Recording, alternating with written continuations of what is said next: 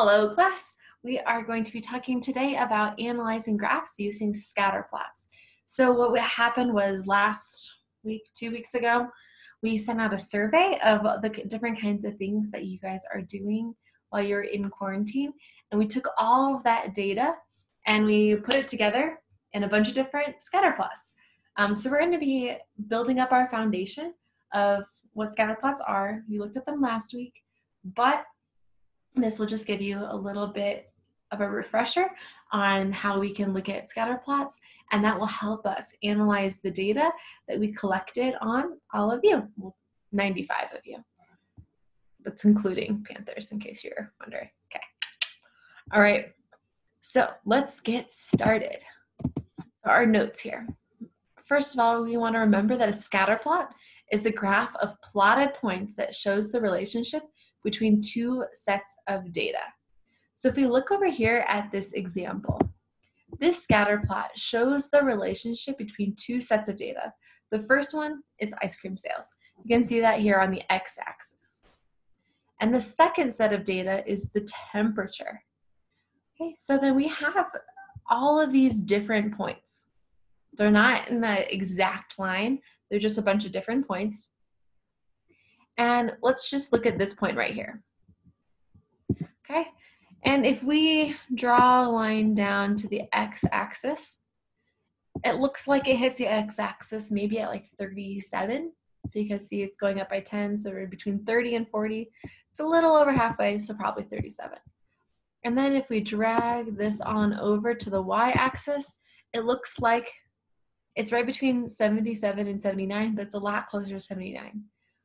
So it might be like 78.5. We can just say it's about 79 degrees because our y-axis represents the temperature. So this point represents one day where we had sales for our ice cream sales. That's our first set of data. We had ice cream sales of about $37, and the temperature was about 79 degrees. So each of these points represents a different day where we have the number of sales in dollars and the temperature. So if we move on to the next slide here, we're going to talk about correlation now. And correlation is a measure of how closely the two things are related. It tells us that if X is increasing, what is Y going to do? So the specific definition, as I already said, is a measure of how closely two variables are related. And then basically that just means how one variable changes another.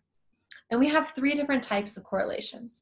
The first one is that as X increases, so if we're going from left to right, is Y increasing? Yeah, that's positive. Puff, puff, positive. Remember that from slope tube? We also have negative. So as X is increasing, our Y is decreasing, and that's nice, negative. And we also have no correlation.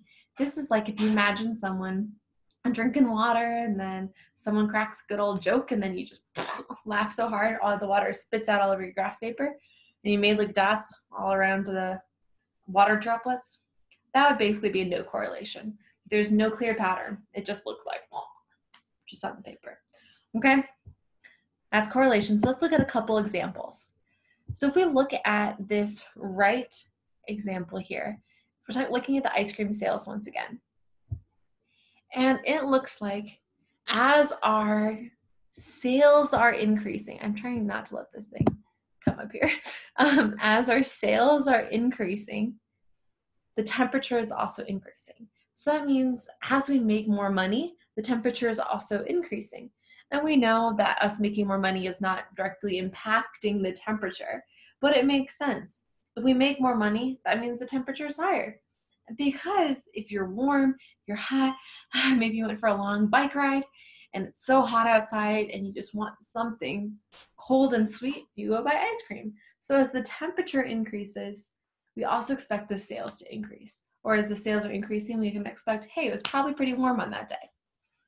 Okay, and then let's look at this example of books read last year.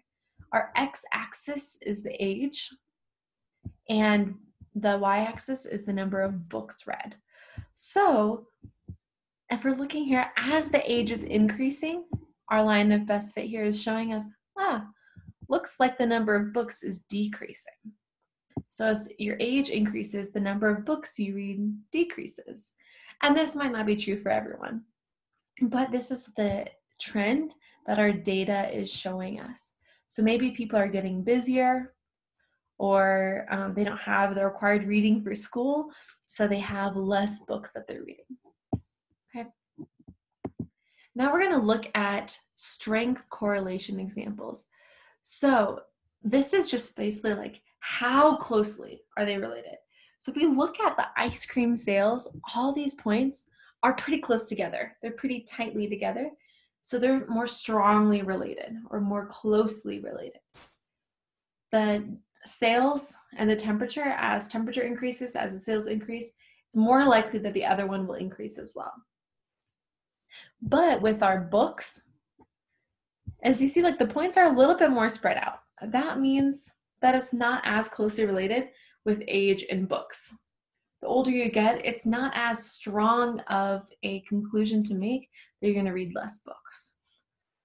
Okay, so we also want to talk about outliers. So this is kind of like a hodgepodge of different scatter plot stuff.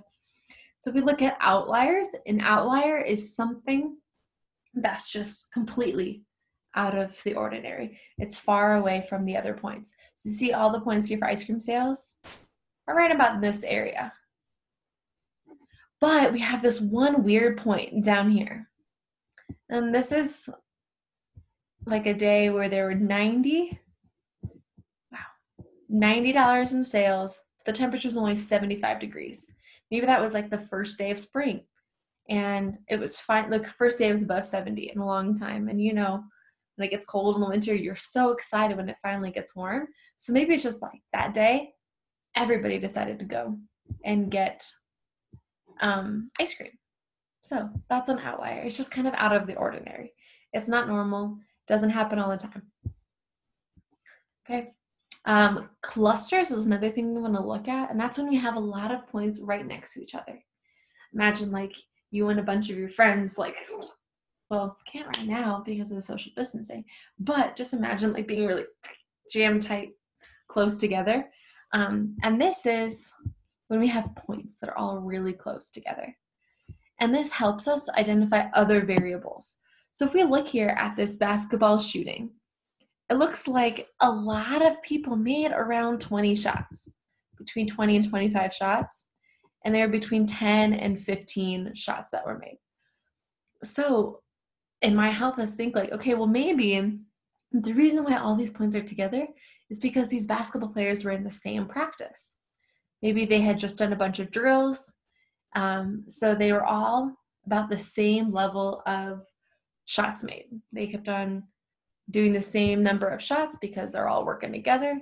And we have about the same number of shots made. Okay. And then when you get through all these notes, you can look at these notes. These are from last week. Now I want to go through some data from the survey that we took of you guys. So when we're looking at this graph, okay, we first look at, okay, what's the x-axis? It's spending time with family. Hours spent with family per week. And then our y-axis is the hours spent on video games. So it's kind of hard to see what's going on here. So let's look. Looks like we have a cluster right down here. See, a bunch of points are together. And it looks like a lot of people are not spending time with family and not playing video games. Spending very little time with family and playing just up about to like 20 hours of video games. Got a lot of points right next to each other there.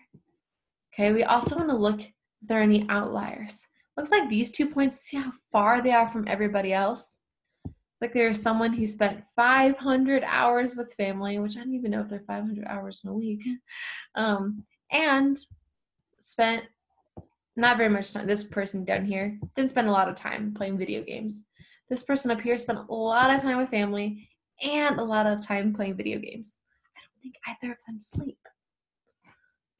We also want to see if we can do a line of best fit. When we're doing a line of best fit, oftentimes we can just ignore those outliers. So you see Not the most perfect line of best fit, but we can see that kind of, also ignoring the cluster down here, but these people who are out here, this shows a negative correlation. So as you spend more time with family, you're spending less hours playing video games. Okay, so let's look at one more example. We have baking or cooking versus social media. So if you look on the x-axis, we have baking or cooking. On the y-axis, we have social media. So we have a cluster down there of a lot of points close together. Once again, a lot of people not spending a lot of time baking and not a lot of time on social media. Then if you look over at this outlier looks like, this outlier looks like someone's not spending any time on social media, but just spending so much time baking or cooking. I want to be friends with that person. But if we look at it, we can't really make a line of best fit because it's kind of hard to see any kind of correlation there. This would be no correlation, so we have no line of best fit. Which means that if you spend more time baking and cooking, doesn't necessarily mean you spend less time on social media. Okay, so now we just get into the practice and the assignment. So that's going to be it that I'm going to go through right now. If you have any questions or if you want to talk about anything, please, please, please let me know. I miss you guys so much and can't wait to hear from you soon. Bye.